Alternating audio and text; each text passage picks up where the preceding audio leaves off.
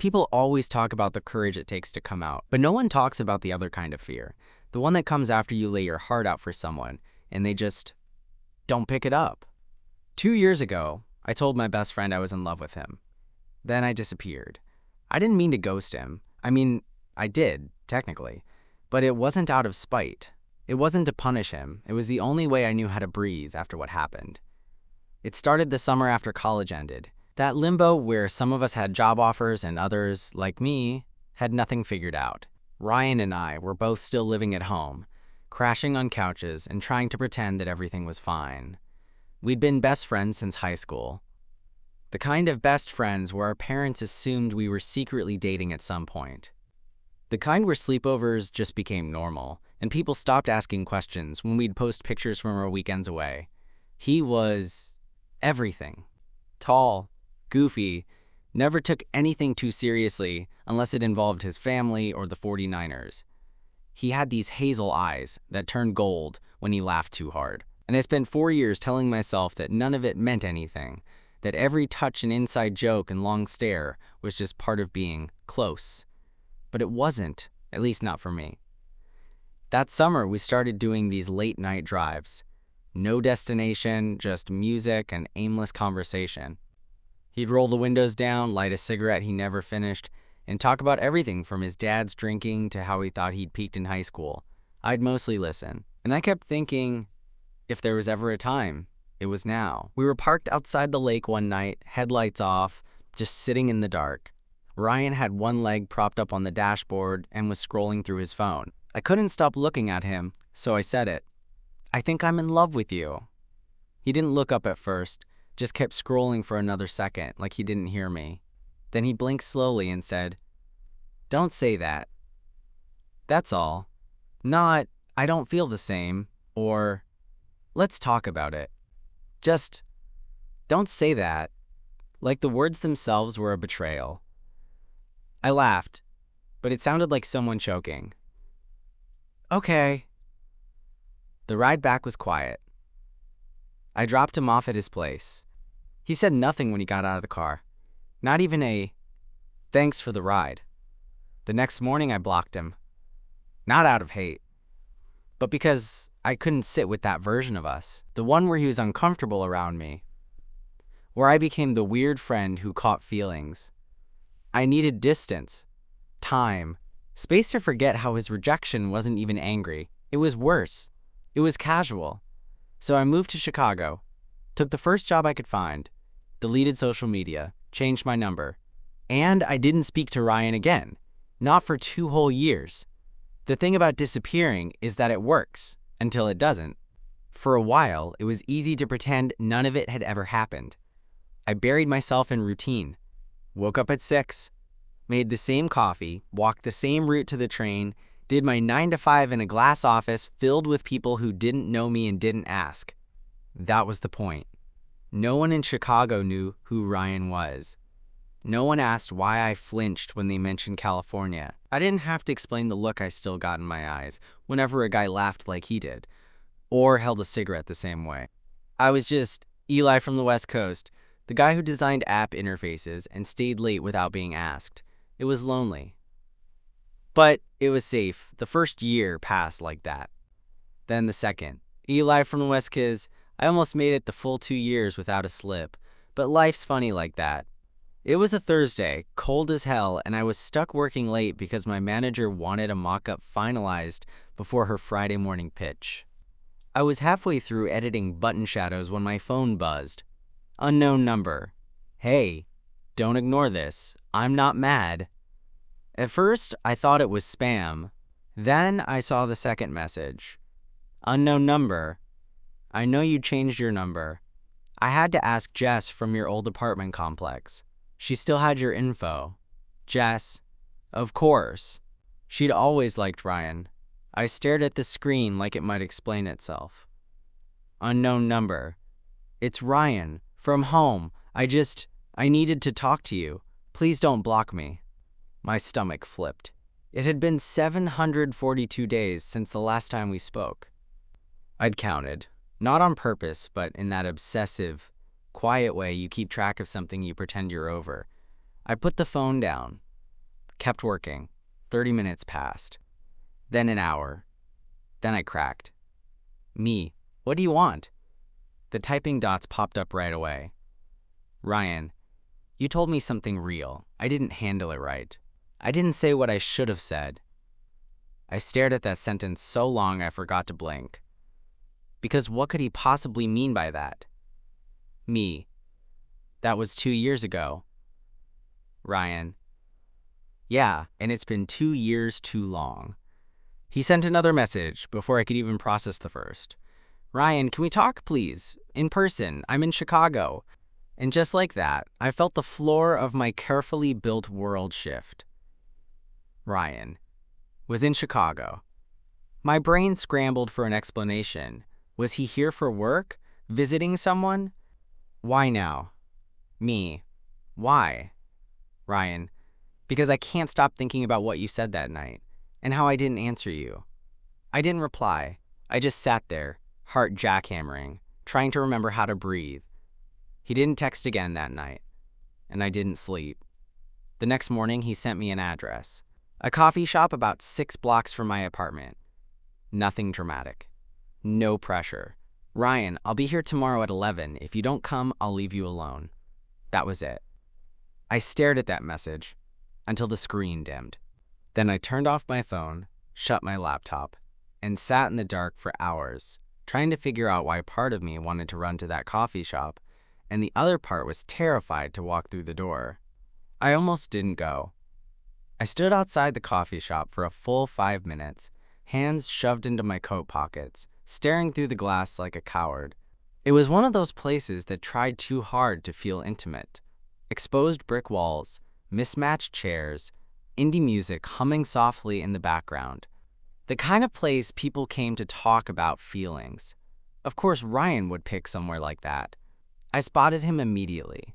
He was sitting near the back, elbows on the table, hands wrapped around a paper cup like he was grounding himself. His hair was shorter than I remembered, cleaned up, and he'd filled out a little. Broader shoulders, stronger posture.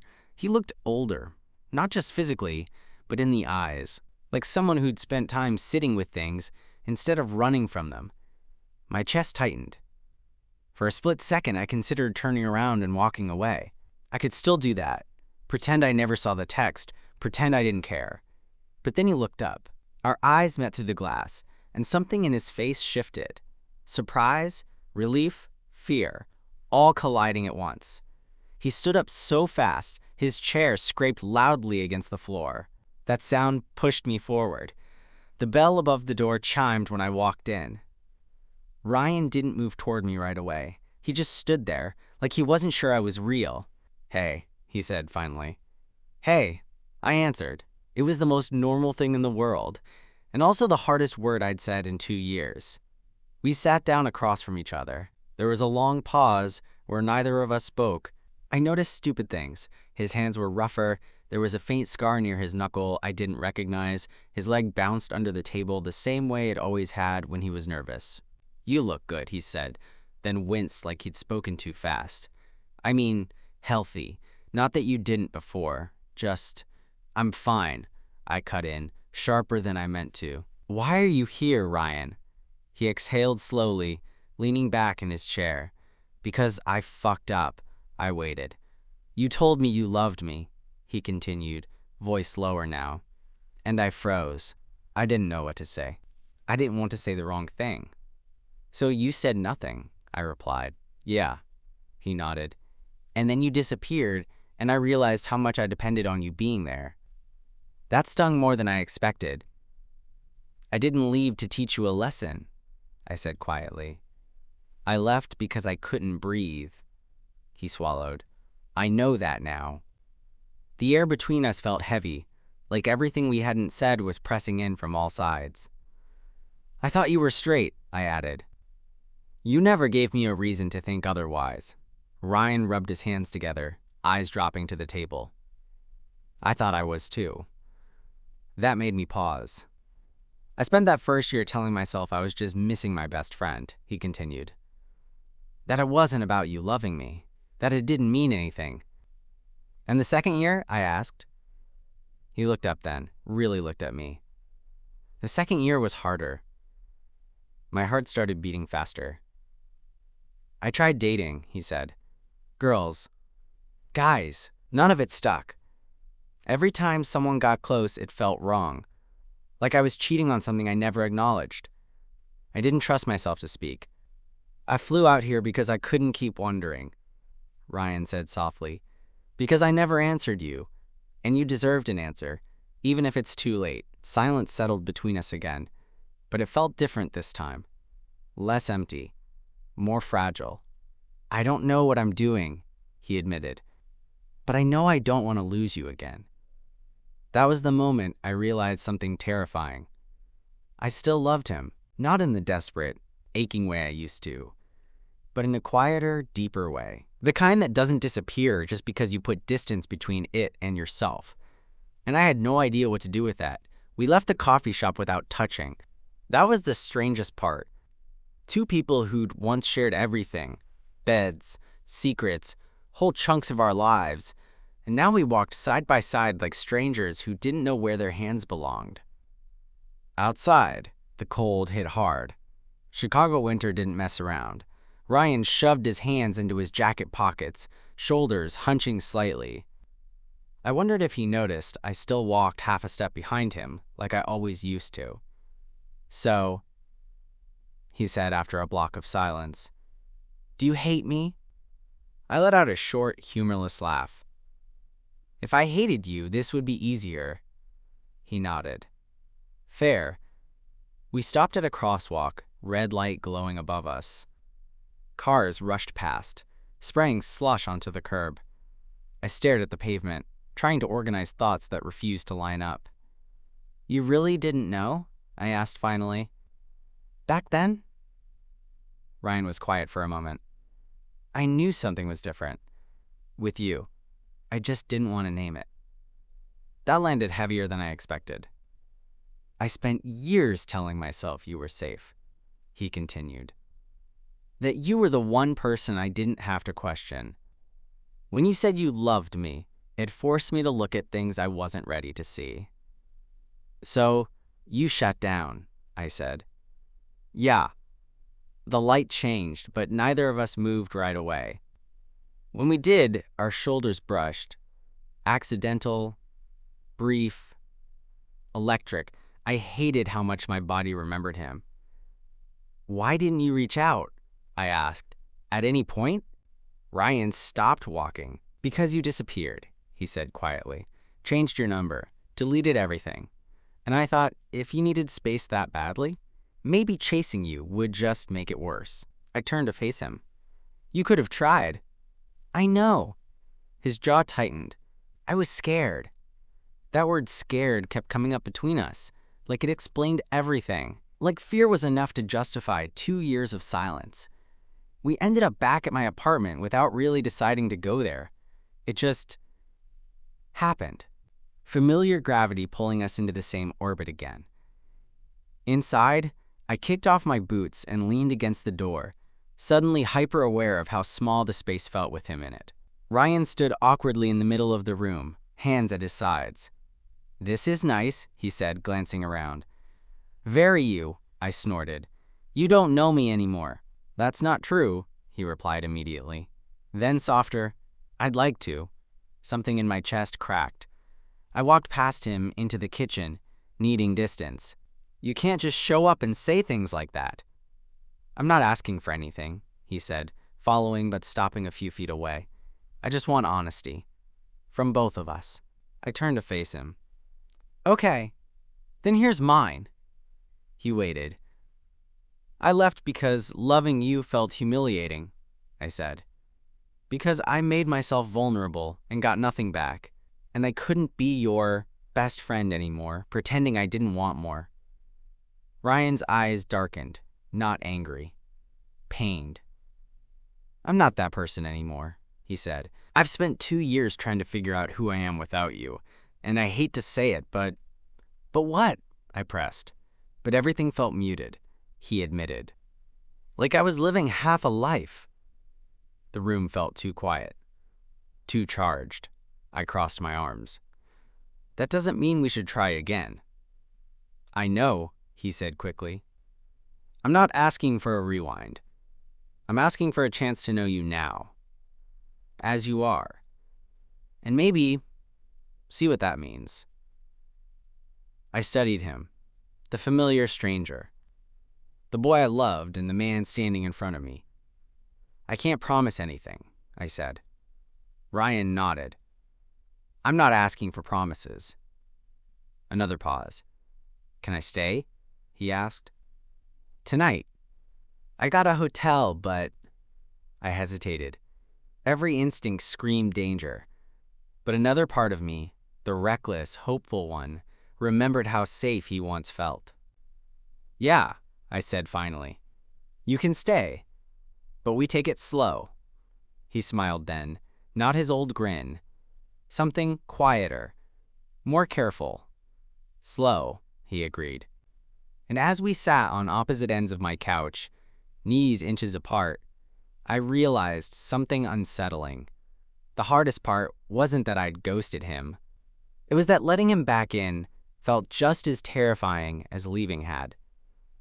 That first night passed without anything dramatic happening, which somehow made it harder. Ryan slept on the couch. I offered him the bed out of habit, then immediately regretted it and backtracked, mumbling something about space and jet lag. He didn't argue, just nodded, like he understood exactly where the invisible lines were.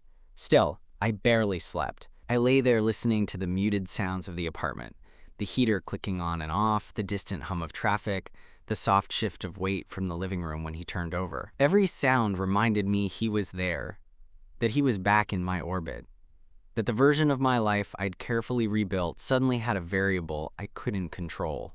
In the morning, I found him in the kitchen, shirtless, staring into the fridge like it might offer him guidance. He looked up when he heard me and froze, like he wasn't sure which version of me he was waking up next to. The angry one, the distant one, or the one who still remembered how he took his coffee. Hey, he said quietly. Hey. I grabbed a mug, poured coffee, and slid the creamer toward him without thinking. He noticed. I could tell by the way his mouth twitched, just barely. Thanks, he said. We ate in silence, standing on opposite sides of the counter. It felt like learning how to be around each other all over again. Like two people who shared muscle memory, but had to relearn intent. So, he said eventually, what does slow look like to you? I appreciated that he asked. It looks like honesty, I said, and boundaries, and not pretending the past didn't happen. He nodded. Okay, and I added, no assumptions. A beat. Does that include physical stuff? He asked, careful, not flirty. Yes, I said immediately. Then, softer, especially that. He didn't look offended. If anything, he looked relieved. Good, he said. Because I don't trust myself not to screw that up. That made me laugh, despite myself. Over the next few days, we fell into something that almost resembled friendship, but with guardrails. We talked, a lot, about Chicago, about his move to Denver, about the therapy he'd started after his dad passed, about the guys I'd dated and why none of them stuck. Some conversations were easy. Others cracked something open. One night, sitting on the floor with takeout containers between us, he said, I was jealous. Of who? I asked. Anyone who got to know you without all the baggage, he admitted. Anyone who got the version of you I never deserved. That made my chest ache in a way I wasn't prepared for. I wasn't some prize you missed out on, I said. I was just hurt. I know, he replied. I see that now. There were moments I caught him watching me, really watching me, the way you do when you're trying to memorize someone, and moments I had to look away because it felt too intimate, too loaded. On the fourth night, we ended up on the fire escape, sharing a blanket against the cold. The city stretched out below us, glowing and alive. He passed me a beer, our fingers brushing briefly. Neither of us moved. Do you ever regret leaving? He asked. I thought about it. About the version of me who ran. About the one who survived because he did. No, I said. But I regret that it hurt you. Ryan swallowed. I deserved some of it. I shook my head. Pain isn't a transaction. He smiled faintly at that. We sat there until the beer was warm and the air burned our lungs. When we went back inside, he hesitated near the couch. Can I ask you something? He said. Depends, I replied. Do you still love me? The question was gentle, not demanding, but it landed heavy. I took a breath. Yes, but not the same way. How? He asked. I love you with conditions now, I said honestly. With self-respect. With limits. His eyes softened. That makes sense. And you? I asked. What do you feel? Ryan exhaled slowly. I feel like I'm standing at the edge of something I've wanted for a long time, and I'm scared of stepping wrong. I nodded. Good. That means you're taking it seriously, he laughed quietly. Only you would say that. That night when we said goodnight, he paused in the doorway. I'm glad you came, he said. So am I answered. And for the first time since he walked back into my life, I believed that whatever happened next, whether we fell apart again or found something new, I wouldn't disappear to survive it. The shift didn't happen all at once. It crept in. At first, it was small things. Ryan staying an extra day, then another. The hotel booking quietly canceled. His suitcase still parked by the couch like a question neither of us wanted to ask out loud. We didn't label it. We didn't have to. It just happened. We started sharing mornings. Not in a dramatic movie scene way. Just coffee brewed a little too strong, quiet conversations while the city woke up outside my windows. I caught myself timing my mornings to his, pretending it was coincidence when I lingered in the kitchen longer than necessary.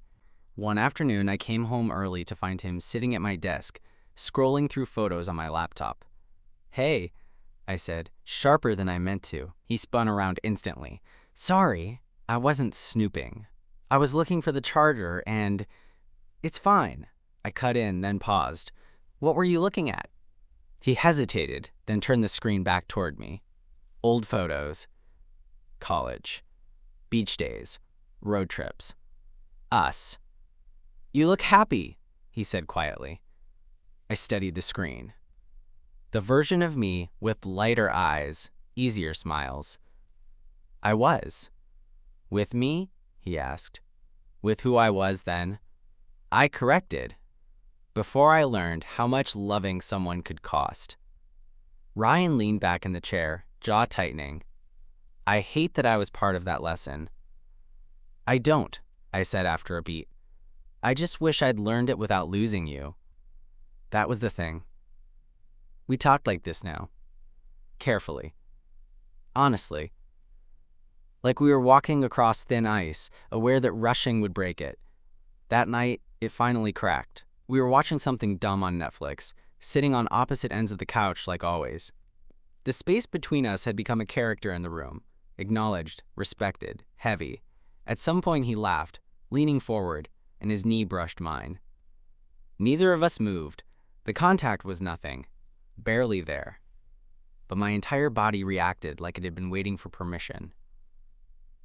Eli, he said quietly. I looked at him. Really looked. His eyes were darker than usual, uncertain but intent. We should talk about this, he added.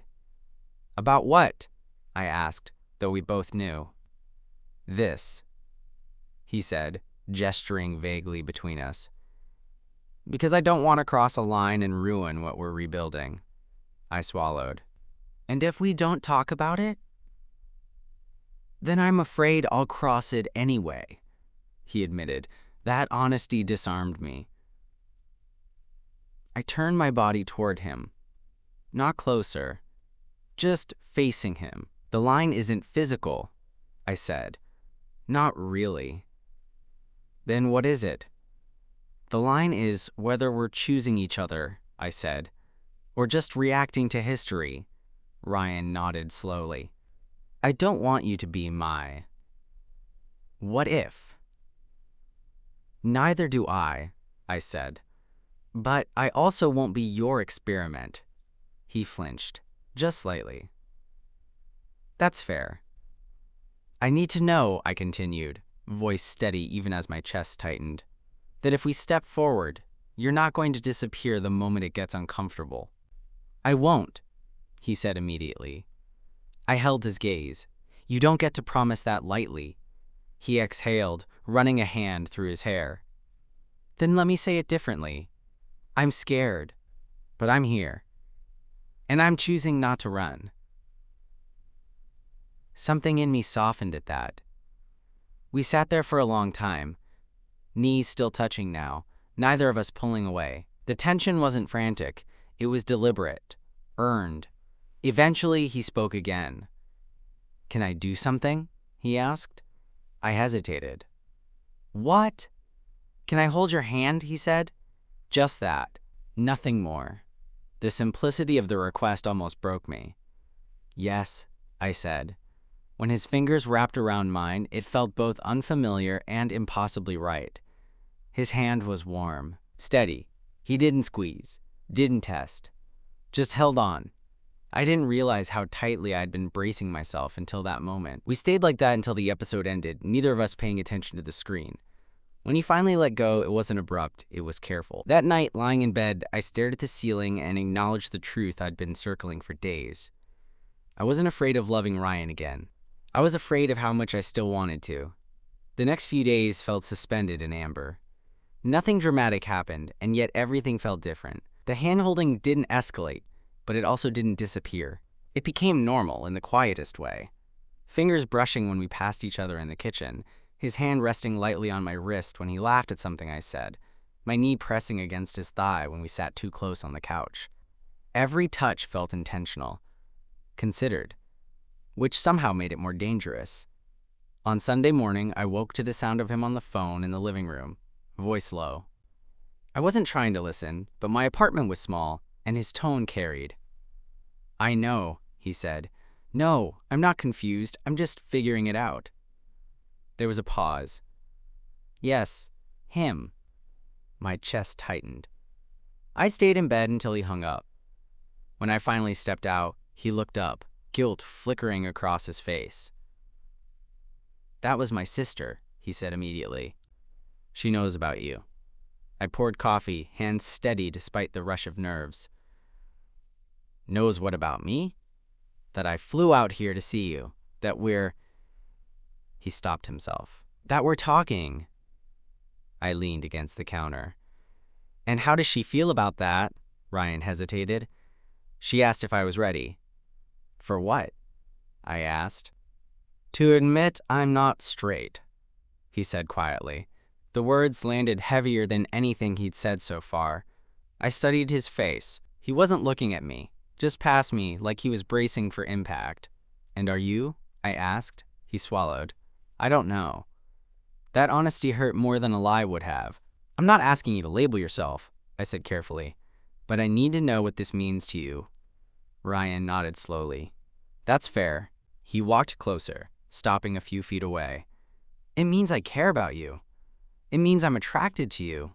It means when I imagine my life 5 years from now, you're there in a way no one else is.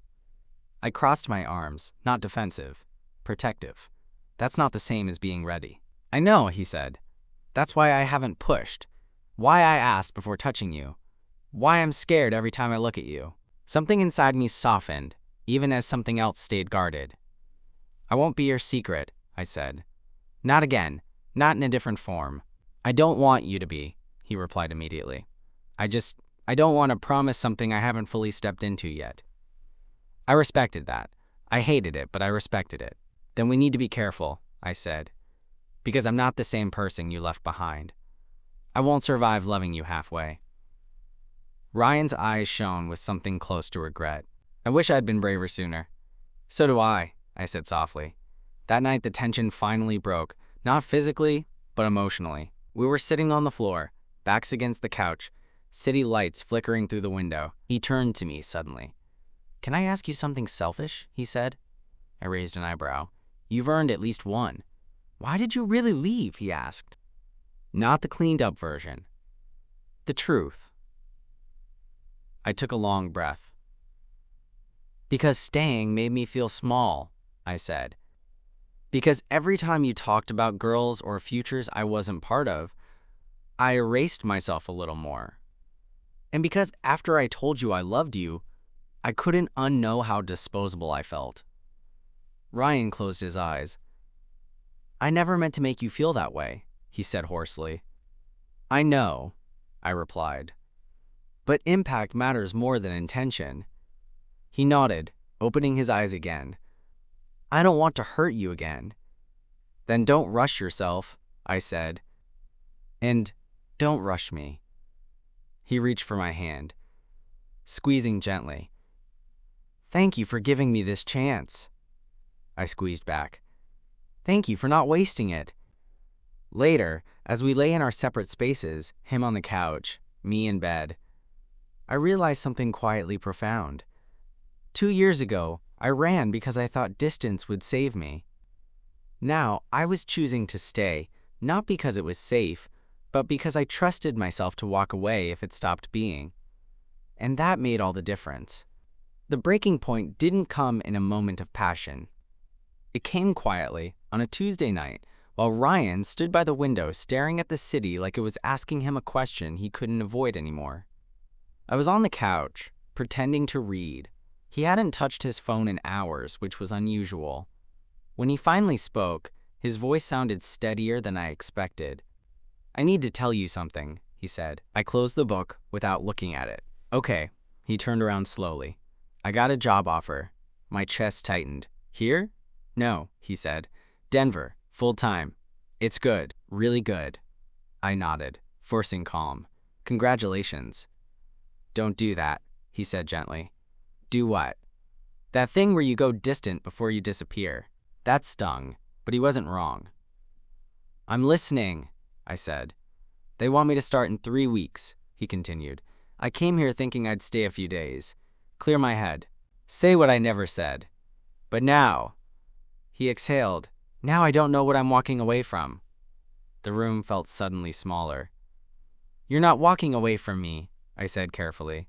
You're choosing your life. I don't think those things are separate anymore, he replied. That was new. I stood up, crossing the room slowly. Ryan, I won't ask you to stay, and I won't follow you into uncertainty. I know, he said. That's why I'm scared. He ran a hand through his hair, pacing once before stopping in front of me. I spent 2 years pretending the answer to who I was didn't matter. Then you disappeared, and everything cracked open. I can't keep living in maybes. My heart pounded. So what are you saying? I'm saying I'm done hiding, he said. From myself, from my family, from you. I searched his face, looking for hesitation. There was fear there, but also resolve. I called my sister back, he continued.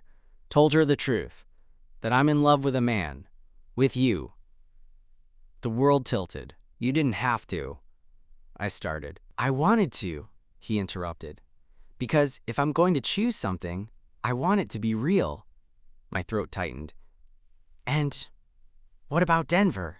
He smiled faintly. They have offices here too, I asked. I laughed, breathless. You're serious? I am, he said.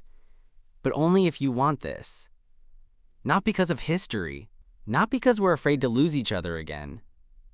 Because we're choosing forward. The word choosing echoed between us. I thought about the version of myself who'd fled 2 years ago. The one who believed love meant erasing himself. And I realized I wasn't him anymore. I want this, I said, but I won't beg for certainty. You won't have to, Ryan replied. I'm already here. The kiss didn't happen right away. We stood there, foreheads touching, breathing each other in like it was permission.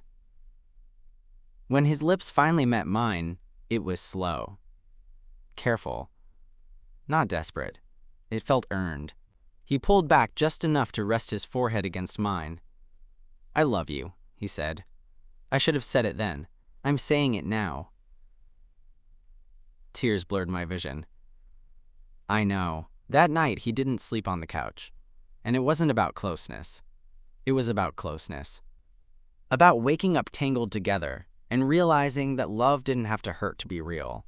The next morning, sunlight spilled across the bed, and Ryan was watching me like he was memorizing something sacred. "What?" I asked. "2 years ago," he said softly, "you told me you loved me." And I didn't answer. "And now?" I asked. "Now I'm answering," he said. "And I'm staying," I smiled, chest full, grounded in a way I'd never felt before. Because this time, neither of us was disappearing. We were choosing each other, awake, honest, and unafraid.